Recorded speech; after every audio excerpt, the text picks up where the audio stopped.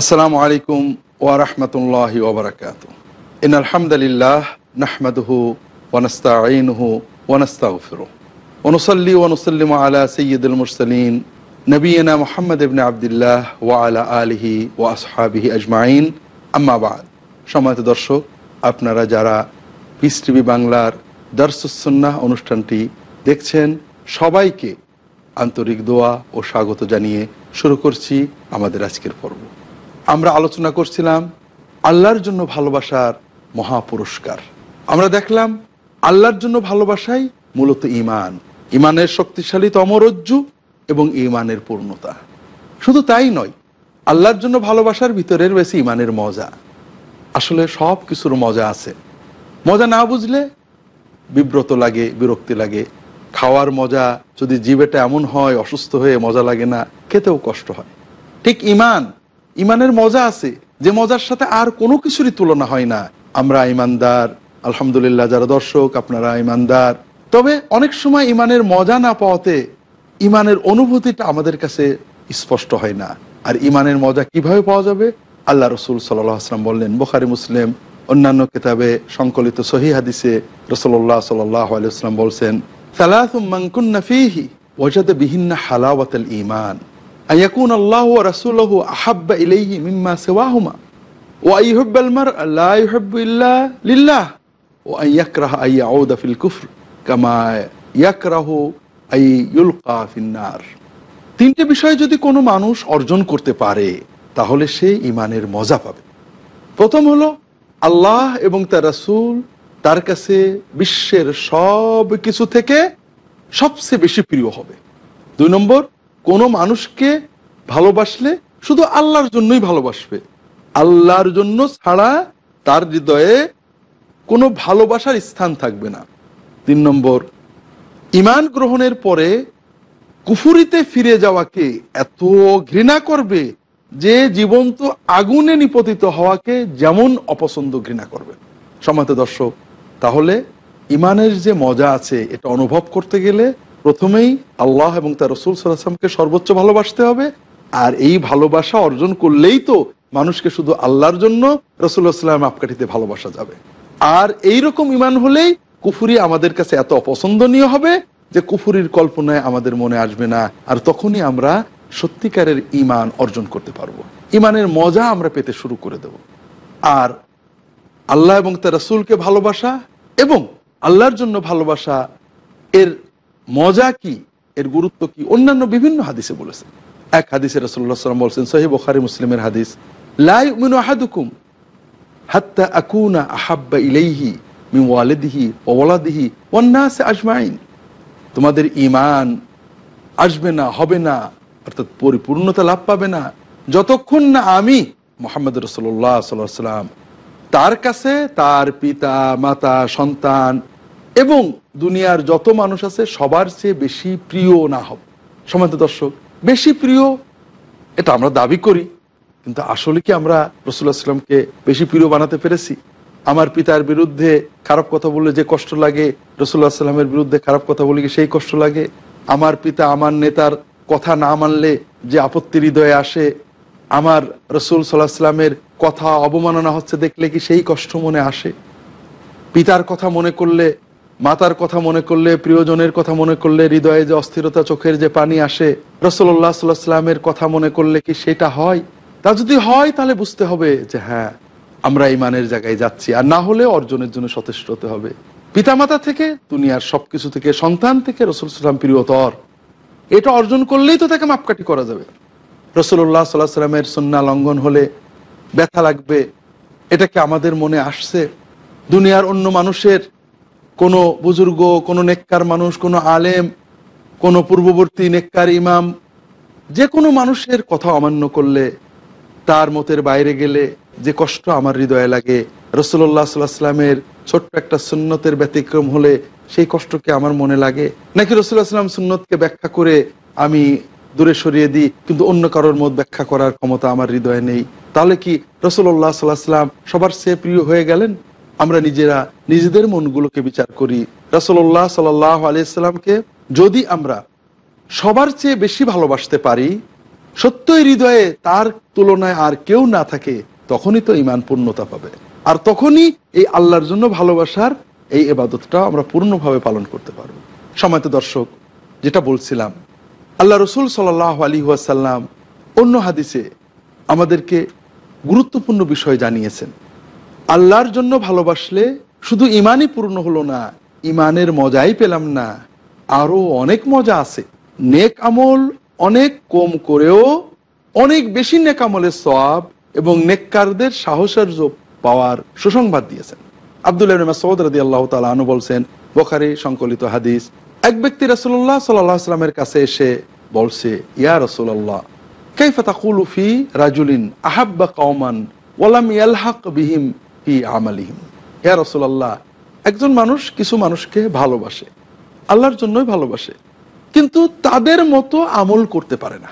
আমল মানে ফরজ নয়, ফরজ আমল করতে না পারলে তো আল্লাহর কাছে ধরাই পড়ে গেল, কিন্তু নফল মুস্তাহাব অনেক আমল সে করতে পারে না, কিন্তু তাদের খুব ভালোবাসে, তার ভালো লাগে এই সব আমল। একজন দায়ীকে ভালোবাসে, তিনি আল্লাহর দিনের অনেক দাওয়াত দিচ্ছেন, মানুষ উপকৃত হচ্ছে, ইসলামের পথে আসছে। একজন কারিকে ভালোবাসে, খুব সুন্দর কোরআন তেলাওয়াত করে, কিন্তু সে তার মতো পারে না। একজন আবেদকে দেখে খুব ভালো লাগে, কত ইবাদত করছে, কিন্তু তার মতো ইবাদত করতে পারে না। রাসূলুল্লাহ সাল্লাল্লাহু আলাইহি ওয়াসাল্লামের সুন্নাহ কোরআনের আলোকে একজন ব্যক্তিকে, কিছু মানুষকে ভালোবাসে যারা খুব বেশি নেক আমল করে, অত সে করতে পারে না, শুধু মনের ভালোবাসাটা আছে। এর দ্বারা কি কোনো ফায়দা হবে? এর ব্যাপারে আপনার কি মত, আপনি কি বলেন? রাসূলুল্লাহ সাল্লাল্লাহু আলাইহি ওয়াসাল্লাম বলেন, আনতা মা মান আহবাবতা, তুমি যাকে ভালোবাসো, তোমার আমল কিছু কম হলেও তুমি তাদের সাথেই থাকবে। আল্লাহু আকবার। আমরা যদি রাসূলুল্লাহ সাল্লাল্লাহু আলাইহি ওয়াসাল্লামকে মাপকাঠি রেখে আল্লাহর জন্য এভাবে ভালোবাসতে পারি, তাহলে কিছু আমল কম হলেও আমরা আখিরাতে জান্নাতে এই ধরনের নেককার মানুষদের সাথেই থাকতে পারি। দর্শক, এখানে যেন আমরা প্রতারিত না হই। এই হাদিস দ্বারা যদি আপনি বোঝেন যে আমি নামাজ, সালাত, সিয়াম আদায় করলাম না, আমি আল্লাহর ফরজ ইবাদত করলাম না, আল্লাহর কোনো প্রিয় বান্দা, বুজুর্গ নেককার মানুষ, তাকে ভালোবাসলাম, জান্নাতে আমি তার সাথেই থেকে যাব, এটা তো এই ধরনের পর্যায়ে গেলে তো আপনি আরবের কাফেরদের মতো পর্যায়ে চলে যাবেন, যারা আল্লাহর সাথে শিরক করে যুক্তি দিত যে এদের ভালোবাসা, এদের ভক্তিতে আল্লাহ তাআলা আমাদের পার করে দেবেন। মা না'বুদুহুম ইল্লা লিয়ুকাররিবুনা ইলাল্লাহি যুলফা। আপনি আসলেই আল্লাহর জন্য ভালোবাসেন কিনা, ঈমান ঠিক আছে কিনা, আল্লাহ এবং আল্লাহ রসুল আপনার সবচেয়ে প্রিয় কিনা, এটা নিশ্চিত হওয়ার পরেই তো আল্লাহর জন্য ভালোবাসা নিশ্চিত হবে। আপনি যদি রাসূলুল্লাহ সাল্লাল্লাহু আলাইহি ওয়াসাল্লাম ভালোবাসার দাবি করেন, তার সুন্নাহ, তার ইত্তেবার দিকে কোনো খেয়াল না দেন, তাহলে ভালোবাসার দাবি মিথ্যা। আবার রাসূলুল্লাহ সাল্লাল্লাহু আলাইহি ওয়াসাল্লাম সাহাবীদের চেয়ে তার পরের যুগের কাউকে ভালোবাসেন, আপনার ভালোবাসার দাবি মিথ্যা। রাসূলুল্লাহ সাল্লাল্লাহু আলাইহি ওয়াসাল্লাম যাদেরকে যেভাবে গুরুত্ব দেন তাদের ভালোবাসতে হবে, তাহলেই না ভালোবাসাটা আল্লাহর জন্য হবে। কারণ ভালোবাসা আল্লাহর জন্য ভালোবাসা হবে, যার হৃদয়ে আল্লাহর ভালোবাসা আছে। আর কার হৃদয়ে আল্লাহর ভালোবাসা আছে এটা জানার একমাত্র আলামত যে রাসূলুল্লাহ সাল্লাল্লাহু আলাইহি ওয়াসাল্লাম কে কত ইত্তেবা করে, আর রাসূলুল্লাহ সাল্লাল্লাহু আলাইহি ওয়াসাল্লাম কার কত মর্যাদা দিয়েছেন। আল্লাহ রাসূল সাল্লাল্লাহু আলাইহি ওয়াসাল্লাম সর্বোচ্চ মর্যাদার কথা বলেছেন সাহাবীগণের, আল্লাহ কোরআনে তাদের মর্যাদা বলেছেন। আপনি যদি সাহাবীগণের উপরে অন্য কোনো মানুষের, বুজুর্গের মর্যাদা দিয়ে বা সাহাবীগণের অনুসরণের চেয়ে পরবর্তীদের অনুসরণকে বড় মনে করে ফেলেন, তাহলে তো আপনি বিপদগামিতার পথ শুরু করলেন, আপনি বিপদগামী হয়ে গেলেন। আল্লাহ কোরআন কারীমে সাহাবীগণকে আমাদের মানদণ্ড বানিয়েছেন। ওয়াসাবিকুনাল আউয়ালুনা মিনাল মুহাজিরিন ওয়াল আনসার ওয়াল্লাযীনা ইত্তাবাউহুম বিইহসান রাদিয়াল্লাহু আনহুম ওয়া রাদু আনহু ওয়া আ'আদ্দা লাহুম জান্নাতিন তাজরি তাহতাল আনহার। আল্লাহ বলছেন, মানুষকে দুই ভাগে ভাগ করলেন। প্রথম অগ্রগামী আনসার, মুহাজির, সাহাবীগণ, আর পরবর্তী সকল মানুষ। আল্লাহ জানালেন প্রথম অগ্রগামী মুহাজির, আনসার, সাহাবীদের জন্য আল্লাহ দুটো পুরস্কার রক্ষিত রেখেছেন, দুটো পুরস্কার প্রদান করার বরাদ্দ করেছেন। একটা হলো আল্লাহ তাআলা তাদের উপরে সন্তুষ্ট হয়েছেন, আরেকটা হলো তাদের জন্য মহান জান্নাত তৈরি করে রেখেছেন।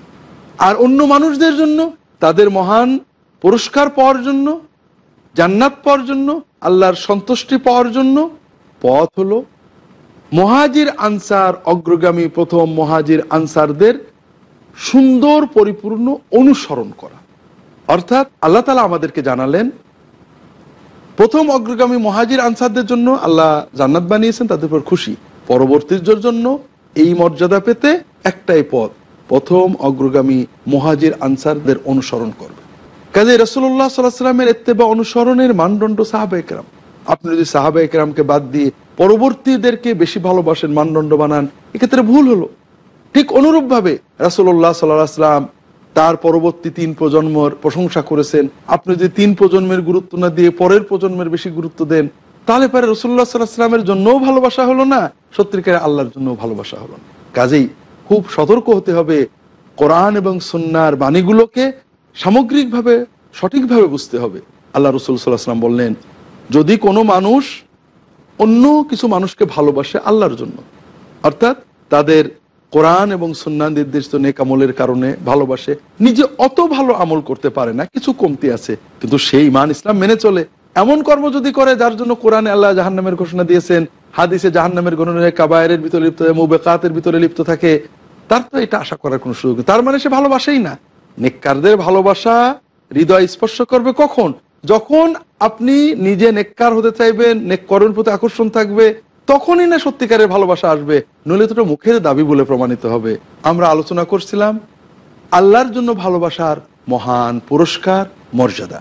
কেউ যদি আল্লাহর জন্য কোরআন সুন্নাহর আলোকে, ইত্তেবায়ে রাসূল সাল্লাল্লাহু আলাইহি ওয়াসাল্লামের আলোকে নেককার মানুষকে ভালোবাসে, সেই পরিমাণের আমল নাও করতে পারে, আল্লাহর জন্য ভালোবাসে, কোনো বড় আলেমকে, বড় দায়ীকে, দিনদার মানুষকে অন্তর দিয়ে ভালোবাসে, তার ব্যথায় ব্যথিত হয়, তার আনন্দে আনন্দিত হয়, তার জন্য অন্তর দিয়ে দোয়া করে, এই ভালোবাসার পুরস্কার হলো যে জান্নাতে এই ব্যক্তি, ওই মর্যাদাবান ব্যক্তি যে জান্নাতে যাবেন, এরাও সেই জান্নাতে যাওয়ার আল্লাহ সুযোগ করে দেবেন।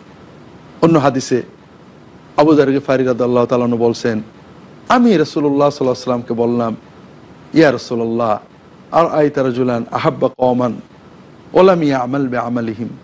ইয়া রাসূলুল্লাহ, আপনি বলুন তো, একজন মানুষ অন্য একজন মানুষ বা কিছু মানুষকে ভালোবাসে, কিন্তু তাদের মতো অত আমল করতে পারে না, অত নফল ইবাদত করতে পারে না, তার কি অবস্থা হবে? রাসূলুল্লাহ সাল্লাল্লাহু আলাইহি ওয়াসাল্লাম বললেন, আনতা মা মান আহাব্বাতা, তুমি তাকে ভালোবাসো, তার সাথেই তুমি থাকবে। আবু যার গিফারী বললেন, ইয়া রাসূলুল্লাহ, আনা উহিব্বুল্লাহ ওয়া রাসূলা, আমি তো আল্লাহ এবং তার রাসূলকে মহব্বত করি। রাসূলুল্লাহ সাল্লাল্লাহু আলাইহি ওয়াসাল্লাম বললেন, আনতা মা মান আহাব্বাতা, তুমি যাকে ভালোবাসো তার সাথে থাকবে। আবু যার গিফারী বারবার বললেন, রাসূলুল্লাহ সাল্লাল্লাহু আলাইহি ওয়াসাল্লাম বারবার একই উত্তর দিলেন। কাজেই আমরা যদি আল্লাহর জন্য আল্লাহ তাআলাকে সর্বোচ্চ ভালোবাসতে পারি, আল্লাহ রাসূল সাল্লাল্লাহু আলাইহি ওয়াসাল্লাম সর্বোচ্চ ভালোবাসতে পারি, আল্লাহ এবং তার রাসূল সাল্লাল্লাহু আলাইহি ওয়াসাল্লামের জন্য, আল্লাহর জন্য রাসূল সাল্লাল্লাহু আলাইহি ওয়াসাল্লাম মাপকাঠিতে অন্যান্য দিনদার মানুষদেরকে ভালোবাসতে পারি, কাছের দূরের পুরাতন সমকালীন দায়ী আলেম তাদেরকে ভালোবাসবো, শ্রদ্ধা করব, আল্লাহর জন্য তাদের মতো আমল না করলেও আমরা তাদের সাথে জান্নাত পাওয়ার একটা সুসংবাদ রাসূলুল্লাহ সাল্লাল্লাহু আলাইহি ওয়াসাল্লাম আমাদেরকে দিলেন। সম্মানিত দর্শক, এই ভালোবাসার অর্থ এই নয় যে আমরা এই সমস্ত নেককার মানুষদের রাসূলুল্লাহ সাল্লাল্লাহু আলাইহি ওয়াসাল্লামের সমপর্যায়ের বানিয়ে রাসূলুল্লাহ সাল্লাল্লাহু আলাইহি ওয়াসাল্লামের সুন্নত বাদ দিয়ে তাদের অনুকরণের দাবি করব। ভালোবাসা, শ্রদ্ধা আর অনুকরণ এক নয়। আমরা শ্রদ্ধা করব, ভালোবাসবো উম্মতের সকল মুমিনকে, এবং ভালোবাসা বাড়বে, বৃদ্ধি পাবে, গভীর হবে উম্মতের উলামায়ে কেরাম, দায়ী, পুরাতন নতুন সবার জন্য। কারোর প্রতি কোনো বিদ্বেষ আমাদের থাকবে না, কোনো ইজতিহাদি কারণে নয়, কোনো ফিকহি কারণে নয়, কোনো মতামতের কারণে নয়। আমরা তাদেরকে শ্রদ্ধা করব, তাদের জন্য দোয়া করব, কারণ তারা অনেক বসে আমল করেছেন, আল্লাহর দ্বীন পৌঁছে দিয়েছেন আমাদের জন্য, তাদের ভালোবাসায় আমরা উপকৃত হব। কিন্তু ভালোবাসার অজুহাতে ইত্তেবার পর্যায়ে যাওয়া যাবে না। ইত্তেবাটা হবে রাসূল সাল্লাল্লাহু আলাইহি ওয়াসাল্লামের সুন্নতের মাপকাঠিতে। আল্লাহর নির্দেশ, রাসূলুল্লাহ সাল্লাল্লাহু আলাইহি ওয়াসাল্লামের সুন্নত, এটা কোনো যুক্তি ছাড়া, কোনো বিচার ছাড়া গ্রহণ করতে হয়। আর বাকি সবাইকে ভালোবাসতে হবে। সাহাবায়ে কেরামকে সর্বোচ্চ ভালোবাসতে হয়, কিন্তু সাহাবায়ে কেরামের অনেক ইজতিহাদি মত আমরা অনেকেই মানি না, কেউই মানি না, এরকম রয়েছে। আর মত না মানার কারণে অশ্রদ্ধা হয় না, আর শ্রদ্ধা ভালোবাসার নামে মত মানতে গেলে সুন্নত লঙ্ঘন হয়ে যায়। কাজেই এদিকে আমাদের লক্ষ্য রাখতে হবে। আমরা শ্রদ্ধা করব, প্রচন্ড ভালোবাসবো, তাদের ভালোবাসা আমাদের হৃদয়কে জুড়ে থাকবে, তাদের আনন্দে আনন্দিত হব, তাদের ব্যথায় ব্যথিত হব। কিন্তু ইত্তেবা, অনুকরণের পর্যায়ে রাসূলুল্লাহ সাল্লাল্লাহু আলাইহি ওয়াসাল্লাম থাকবেন, তাদের মাধ্যমে সুন্নতের ইত্তেবা বোঝার চেষ্টা করতে পারি, কিন্তু এমন যেন না হয় ভালোবাসার অজুহাতে আমরা সুন্নত অনুসরণের মানদণ্ড থেকে বেরিয়ে যাই। আল্লাহ তাআলা হেফাজত করুন। সম্মানিত দর্শক, আল্লাহর জন্য ভালোবাসার এই মহান পুরস্কার রাসূলুল্লাহ সাল্লাম আরও অন্যান্য হাদিসে বলেছেন, আল্লাহর জন্য যদি কেউ ভালোবাসে কোনো মানুষকে, তার আরও একটা বড় পুরস্কার হলো স্বয়ং আল্লাহ তাআলা তাকে ভালোবাসেন। আমরা যদি আল্লাহর জন্য এভাবে ভালোবাসতে পারি, তখন আল্লাহ আমাদের প্রেমিক হয়ে যাবেন। আমরা যার প্রেমিক হতে যাই, আমরা যার প্রেমিক হতে চাই, স্বয়ং তিনি আমাদের প্রেমিক হয়ে যাবেন। এটা কেমন? হাদিস শরীফে আসছে, সহিহ মুসলিম সংকলিত হাদিস, রাসূলুল্লাহ সাল্লাল্লাহু আলাইহি ওয়াসাল্লাম বলছেন, যারা রাজুলুন আখাল্লাহু ফি কারিয়াতিন ফাআরসাদাল্লাহু লাহু মালাকান আলা মাদরাজাতি। এক ব্যক্তি অন্য এক গ্রামে তার এক ভাইকে জিয়ারত করতে, দেখতে, বেড়াতে যাচ্ছে। আল্লাহ পথের উপরে একজন ফেরেশতা রেখে দিলেন, ভাই আপনি কোথায় যাচ্ছেন? এই গ্রামে অমুকের সাথে দেখা করুন।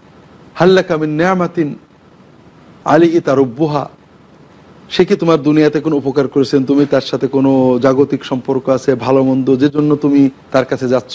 দুনিয়ার কোনো পাওয়া, দুনিয়ার কোনো আশা, দুনিয়ার কোনো নিয়ামত ইত্যাদি কারণে কি তুমি তার কাছে যাচ্ছ?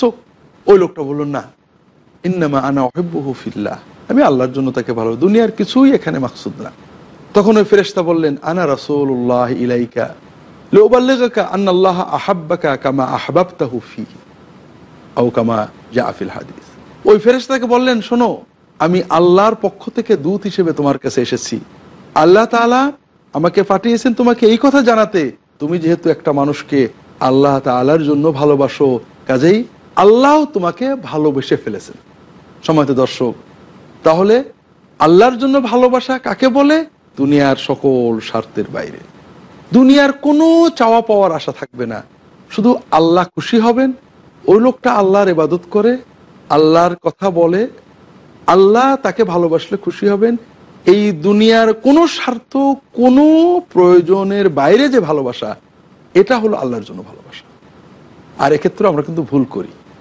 আমরা অনেককে ভালোবাসি, তার কাছে যাই দুনিয়ার জন্য, দুনিয়ার দোয়া নিতে, বিপদে পড়ে গেছি দোয়ার জন্য যাচ্ছি, এটা কিন্তু দুনিয়ার জন্য যাওয়া। আপনি দুনিয়ার একটা স্বার্থ অর্জনের জন্য যাচ্ছেন, আপনি দিন শিখতেও যাচ্ছেন না, আল্লাহর জন্যও যাচ্ছেন না, ভালোবাসার জন্যও যাচ্ছেন না। আপনার ভালোবাসা আপনার নিজের স্বার্থের, এই স্বার্থ হাসিলের জন্য যাচ্ছেন।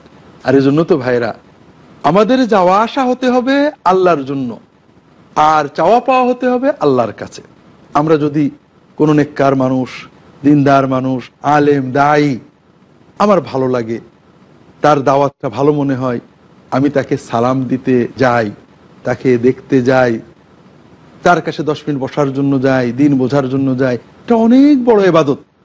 এটার অনেক সওয়াবের কথা হাদিস শরীফে এসেছে, বিভিন্ন হাদিসে এসেছে যে আল্লাহর রাস্তায় জিহাদের মতো সওয়াব পাবে। যে ব্যক্তি কোনো দ্বীনের জ্ঞান শিখতে কারোর কাছে যাবে, তার জন্য আল্লাহ জান্নাতের পথ সহজ করে দেবেন। মান সালাকা তরিকান ইয়ালতামিসু ফিহি ইলমান সাহালাল্লাহু তরিকান ইলাল জান্নাহ। আপনি একজন নেককার মানুষের কাছে দ্বীনের একটা মাসলা, একটা দোয়ার পদ্ধতি, একটা তওবা ইস্তেগফার কিভাবে করলে আল্লাহ কবুল করবেন, বিপদে পড়লে কোন কোন দোয়া পড়তে হয় শেখার জন্য গিয়েছেন। দ্বীনের ইলম, সুন্নাতের ইলম, কোরআনের ইলম শেখার জন্য গিয়েছেন, আপনি আল্লাহর রাস্তায় জিহাদের সওয়াব পাবেন। এই চলার পথটা আল্লাহ আপনার জন্য জান্নাতের পথে চলার সহজ করে দেবেন। এমনকি বিশ্বের সকল সৃষ্টি, নদীর মাছগুলো পর্যন্ত আপনার জন্য দোয়া করতে থাকবে। আর আপনি যদি আল্লাহর জন্য ভালোবাসা নিয়ে এগোন, শেখার জন্যও না, খুব ভালোবাসেন, যাই অনেকদিন দেখা হয় না, সালামটা দিয়ে আসি, আর কোনো উদ্দেশ্য আপনার নেই, আল্লাহর জন্য ভালোবাসা আপনাকে তাড়িত করেছে। যেমন আব্বাকে অনেকদিন দেখেন না, আপনি ছুটে যাচ্ছেন, মায়েকে অনেকদিন দেখেন না, ছুটে যাচ্ছেন, আপন বন্ধুকে অনেকদিন দেখেন না, প্রিয় বন্ধুকে অনেকদিন দেখেন না, মনটা অস্থির লাগতে ছুটে যাচ্ছেন, দুনিয়ার কোনো স্বার্থ নেই। এইরকম আল্লাহর জন্য ভালোবাসেন, ছুটে যাচ্ছেন, দুনিয়ার কোনো স্বার্থ নেই। এর মর্যাদা অনেক বেশি। আল্লাহ রাসূল সাল্লাল্লাহু আলাইহি ওয়াসাল্লাম এক হাদিসে বলছেন, সাবআতুন ইযিল্লুহুমুল্লাহু ফি যিল্লিহি ইয়াওমা লা যিল্লা ইল্লা যিল্লুহ। বুখারী, মুসলিম, অন্যান্য গ্রন্থে সহিহ হাদিস। আল্লাহ তাআলা কিয়ামতের দিন কোনো ছায়া থাকবে না, সেই দিন 7 শ্রেণীর মানুষকে ছায়া দেবেন। তাদের এক শ্রেণীর মানুষ, রাজুলানে তাহাব্বা ফিল্লাহি আলাইহি ইজতামা ওয়া আলাইহি তাফাররাকা, দুজন মানুষ একে অপর আল্লাহর জন্য ভালোবাসে, আল্লাহর জন্য মাঝে মাঝে একসাথে এসে বসে, আল্লাহর মহব্বত নিয়ে আলাদা হয়ে যায়। এদেরকে আল্লাহ কিয়ামতের দিনে তার দেওয়া খাস ছায় অথবা আরশের ছায় আশ্রয় দান করবেন। অন্য হাদিসে আসছে, আল্লাহ রাসূল সাল্লাল্লাহু আলাইহি ওয়াসাল্লাম বলছেন, আল্লাহ তাআলা কিয়ামতের দিন বলবেন, আইনাল মুতাহাব্বুনা বিজালালি উযিল্লুহুমুল ইয়াওমা ফি যিল্লি ইয়াওমা লা যিল্লা ইল্লা যিল্লি। যারা আমার মর্যাদায় একে অপরকে ভালোবাসো, তারা আজকে কোথায়? চলে এসো, আমি তোমাদেরকে ছায়া দেব যেদিন আমার দেওয়া ছায়া ছাড়া আর কোনো ছায়া নেই। কিন্তু আমরা যদি শিক্ষা অথবা মহব্বত এই দুটোর বাইরে অন্য কোনো গরজে যাই, যেটা আমরা অধিকাংশ ক্ষেত্রে ভুল করি, আমরা দুনিয়ার গরজে যাই। আল্লাহর মহব্বতের জন্য বসে থেকে দুটো কথা শুনে আল্লাহর ভয়ে চোখে পানি আসবে এজন্য, অথবা শুধু আল্লাহর মহব্বতটাকে সালাম দেবো, আল্লাহ খুশি হবেন এজন্য আমরা যাই না। আমরা যাই, আমি বিপদে পড়েছি, বিপদ উদ্ধার করতে কখনো থানায় যাই, কখনো সামাজিক নেতাদের কাছে যাই, কখনো দিনদার মানুষের কাছে যাই। সম্মানিত দর্শক, এটা কখনোই আল্লাহর জন্য ভালোবাসা না, এটা আপনার আত্মপ্রেম। আর এজন্য গেলে কোনো সওয়াব হবে এটা কোরআন হাদিসে নেই, বরং উল্টো হয়ে যাবে। হয়তো অন্যায় হতে পারে, দুটো অন্যায় খুব স্পষ্ট। একটা হলো, আমরা যখন বিপদ আপদে দোয়ার জন্য অন্যের কাছে যাই, তখন আল্লাহর ব্যাপারে একটা খারাপ ধারণা আমাদের আসে, আল্লাহ বোধহয় আমাদের দোয়া কবুল করবেন না। আল্লাহ তাআলা কোরআন কারীমে বলছেন, ওয়াইজা সাআলাকা ইবাদি আন্নী ফাইন্নী করিব উজিবু দাওয়াতাদ দাঈ ইযা দাআন ফালাস্তাজিবু লি ওয়া ইউমিনু বি লাআল্লাহুম ইয়ারশুদুন। আল্লাহ তাআলা বলছেন যে আমার বান্দারা যখন আপনার কাছে আমার কথা জিজ্ঞাসা করে, আমি আল্লাহ তাদের কাছেই আছি। উজিবু দাওয়াতাদ দাঈ ইযা দাআন, বান্দা আমাকে ডাকলেই আমি সাড়া দেব। অর্থাৎ বান্দা যেখানে থাক, যে অবস্থায় থাক, আমাকে কাছে পাবে, ডাকলে আমার সাড়া পাবে। কাজে আমি যদি মনে করি যে না, আল্লাহ বলেছেন এটা আমার মনের সান্ত্বনা, আল্লাহ বোধহয় আমার ডাকে সাড়া দেবেন না, তাহলে তো আমি আল্লাহর এই মহান ওয়াদার প্রতি অবজ্ঞা করলাম। সম্মানিত দর্শক, আজকের এ পর্বে আর দীর্ঘ করতে পারছি না। আল্লাহ তাআলা তৌফিক দিলে আগামী পর্বে এ বিষয়ে আমরা আলোচনা করব। ততক্ষণ আল্লাহ তাআলা আমাদেরকে ভালো রাখবেন এই আশায়, এই দোয়ায় আজকের পর্ব শেষ করছি। ওয়াসাল্লাল্লাহু আলা মুহাম্মাদিন নবিয়িল উম্মি ওয়া আলা আলিহি ওয়া আসহাবিহি আজমাইন। আসসালামু আলাইকুম ওয়া রাহমাতুল্লাহি ওয়া বারাকাতুহু।